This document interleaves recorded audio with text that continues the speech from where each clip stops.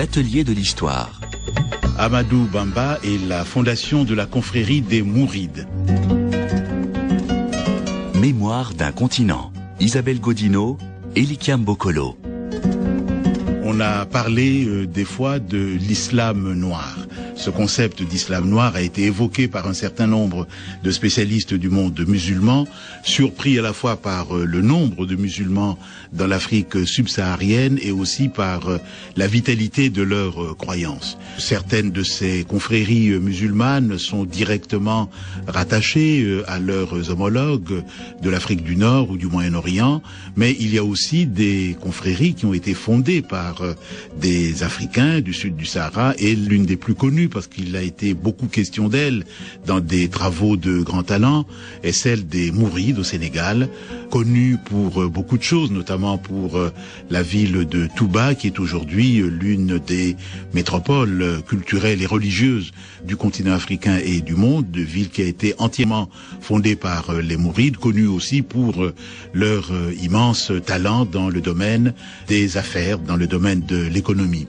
Ces Mourides ont été étudiés souvent par des sociologues ou des historiens étrangers, dont beaucoup n'avaient peut-être pas la maîtrise à la fois des langues locales, en particulier du Wolof, ni de l'arabe, et on s'est beaucoup appuyé évidemment sur les sources coloniales. Il est vrai que Amadou Bamba a eu des rapports très complexes avec l'administration coloniale, qui évidemment a beaucoup écrit sur lui, tantôt en le diabolisant, tantôt en le louant, et toujours avec ce regard extérieur qui a été le regard des colonisateurs. Cheikh Anta Babou, vous êtes avec nous pour aider à rectifier ces regards étrangers. Vous êtes historien, vous avez fait votre thèse justement sur Amadou Bamba, thèse qui existe en anglais et qui paraîtra avec un sous-titre explicite, Amadou Bamba et la fondation de la Mouridia du Sénégal. Le titre au départ, Fighting the Great Jihad, on ne sait pas comment l'éditeur français va le traduire. Et vous enseignez à l'université de Pennsylvanie, à Philadelphie, université combien fameuse, puisque entre autres élèves, elle a eu dans son contingent un certain Kwame Nkrumah, et vous travaillez dans cette université pour enseigner l'histoire de l'islam, et en particulier l'histoire de l'islam noir. Et vous travaillez aujourd'hui, parallèlement à ces recherches sur Amadou Bamba, sur l'émigration des musulmans du continent africain qui s'établissent dans les différents pays d'Europe, aussi bien en Amérique du Nord qu'en Europe, et dont on sait qu'ils déploient tout à la fois leur dynamisme religieux et aussi des activités économiques de toutes sortes. Alors, l'originalité du travail que vous avez fait, ça a été que, étant du cru en quelque sorte, connaissant les langues, connaissant de l'intérieur la culture mouride, étant aussi formé naturellement à la rigueur des méthodes et des techniques de l'histoire, vous vous êtes principalement appuyé sur les sources intérieures. Alors, quelles sont ces sources et comment avez-vous procédé pour les détecter et les recueillir? Cette approche que j'ai essayé un peu d'initier, j'ai essayé de l'expliquer sous forme de ce qu'on appelle en anglais « history from within », ou bien l'histoire à partir d'une vie intérieure. Maintenant, comment est-ce que cette histoire-là, à partir d'une vie intérieure, peut se déployer? À mon avis, elle se déploie sous deux formes. La première, c'est les sources. La deuxième, c'est les méthodes, l'approche aux sources. Les sources, ce sont ici fondamentalement les sources mourides. Ce sont les textes d'Amadou Bamba, comme vous l'avez bien dit. Amadou Bamba a beaucoup écrit. Certains de ces textes ont un caractère historique, d'autres un caractère mystique et liturgique. Mais en dehors de ces textes écrits par Amadou Bamba lui-même, il y a une production par ses disciples et ses fils. Une production principalement faite dans la langue arabe. Et ici, je peux référer par exemple au travail de son fils Bassirou Mbacké, livre qui a été écrit en 1935, dont le titre en arabe c'est Minanul Baqul Qadim, qui a été traduit en 1995 par un chercheur de l'IFAN et qui existe en français. Il y a également un livre très important par l'un de ses disciples qui s'appelle Ahmad Lamine Diop Dagana, qui s'appelle en arabe Irwanun Nadim, qui a été également traduit en français et qui est accessible à travers des bulletins de l'IFAN. Donc il y a également d'autres textes écrits par d'autres disciples, des textes intéressants parce que ces textes-là, certains sont en arabe, mais certains sont en adjami. c'est-à-dire écrites en langue africaine, mais avec l'alphabet arabe. C'est des textes très riches, parce que c'est des textes qui sont à la fois destinés à être déclamés et à être lus. Il y a également ce qu'on peut appeler la tradition orale mouride. C'est une tradition orale dans la mesure où c'est une tradition qui existe en forme de texte structuré et qui se répète de la même façon, pas très différent du texte écrit. C'est une histoire connue, fixée, qui ne change pas, qui n'évolue pas. Et on les répète à quelle occasion, ces textes-là? On les répète parfois à l'occasion des gamous, des magals, des célébrations religieuses, mais on les répète parfois dans les réunions, dans des conférences, etc. Mais quand même, parfois, ils existent sous forme écrite. Ils peuvent donc migrer du texte oral au texte écrit. Et enfin, il y a ce qu'on peut appeler l'histoire orale. Ça, c'est l'histoire vivante qui continue à exister et qui s'adapte au temps changeant, aux structures, au développement des rapports de force économiques et politiques, etc. Mais tous ces textes-là sont utiles pour quelqu'un qui essaie de développer une vision du mouridisme de l'intérieur.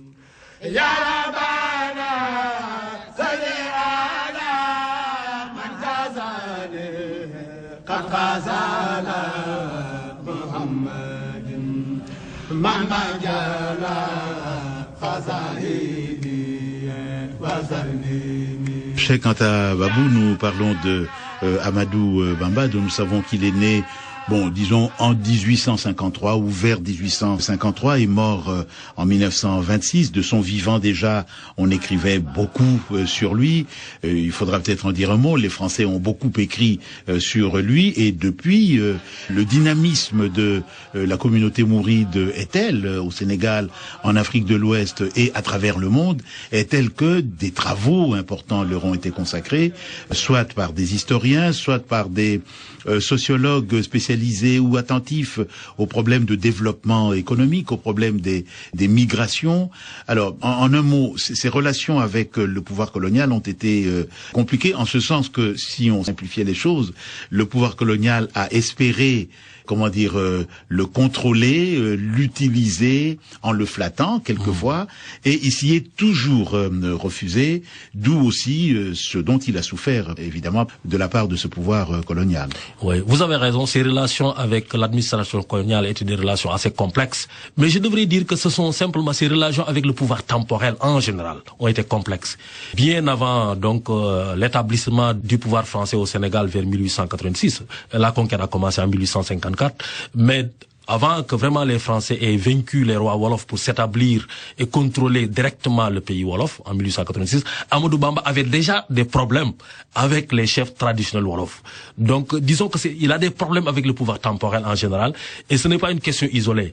Les mystiques musulmans en général, qu'on appelle les soufis, ont toujours eu des problèmes avec les chefs temporels. C'était le cas avec les mystiques musulmans d'Algérie, Abdel Kader et d'autres. C'était le cas également dans les colonies hollandaises en Indonésie. Ils ont toujours eu des problèmes avec les mystiques musulmans, parce que les mystiques musulmans attirent les foules, et ce qui attire les foules est toujours suspect aux yeux d'un pouvoir, n'importe quel pouvoir, qu'il s'agisse du pouvoir colonial ou post-colonial. Donc, comme vous l'avez dit, ces relations avec l'administration coloniale étaient très complexes.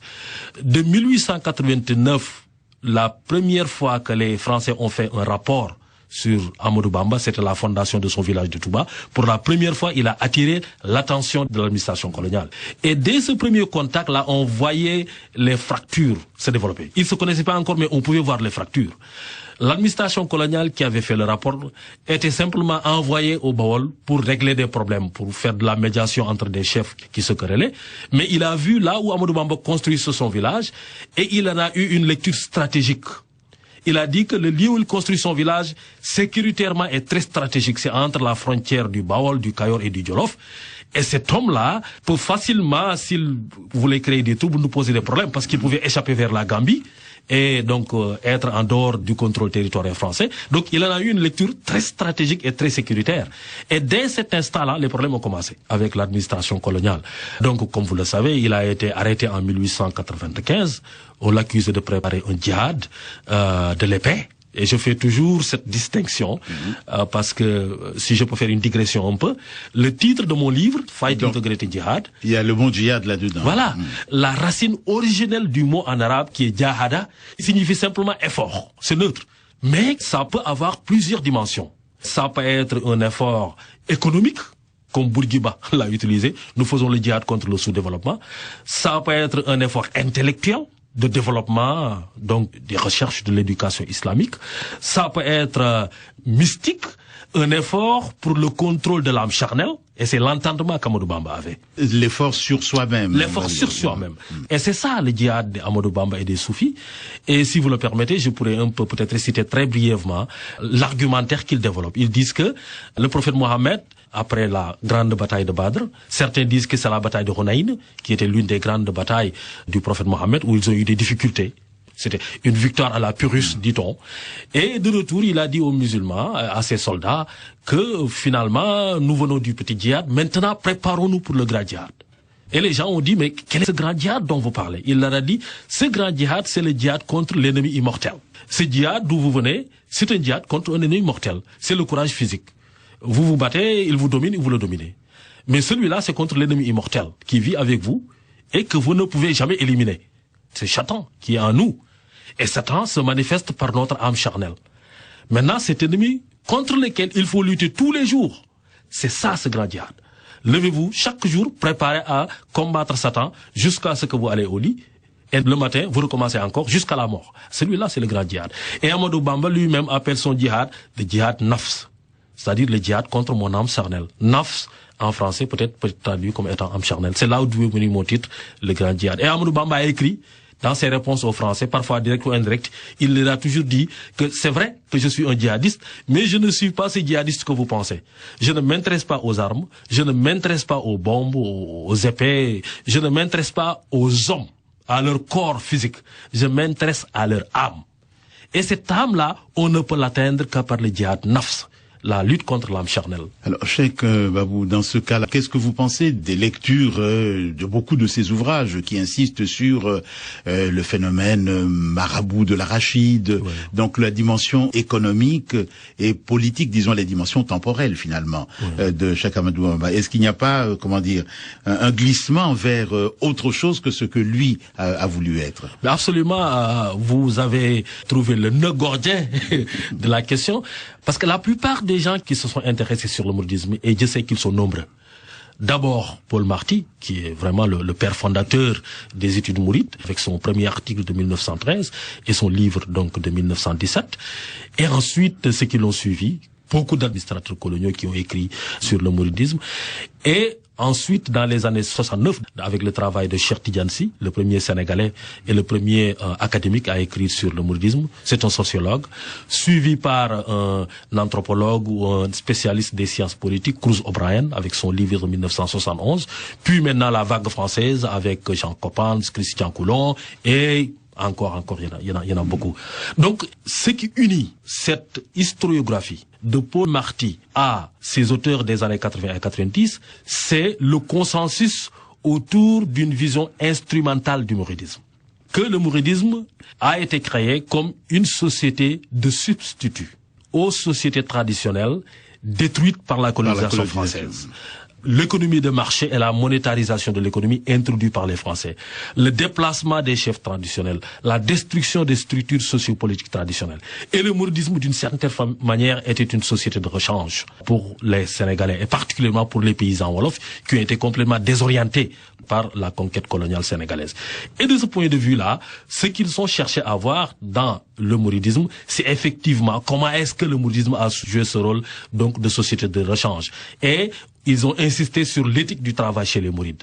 Et travail, ici, compris comme la production matérielle de la richesse, plus particulièrement à travers la culture de l'arachide. Et mon ami et collègue Jean Coppens a titré son livre Marabout de l'arachide, mais Jean est revenu plus tard dans les années 90 pour dire que les marabouts de l'arachide sont morts. Maintenant, il nous faut trouver quand même d'autres types d'interprétation du mouridisme. Et c'est à tout son honneur d'avoir cette humilité du chercheur qui, 20 ans, 30 ans après, reconsidère ses sources et ses problématiques pour dire que voici la direction que nous devons prendre pour la recherche. Donc, pour résumer, c'est tout à fait vrai que le mouridisme a été totalement instrumentalisé. Et dans ce projet d'instrumentalisation, évidemment, ce qu'Amadou Bamba a écrit, ce que ses disciples ont écrit, ce qu'il a dit n'était pas sociologiquement utile pour, disons, justifier et légitimer leur thèse. Et ils n'ont pas cherché plus loin que ça.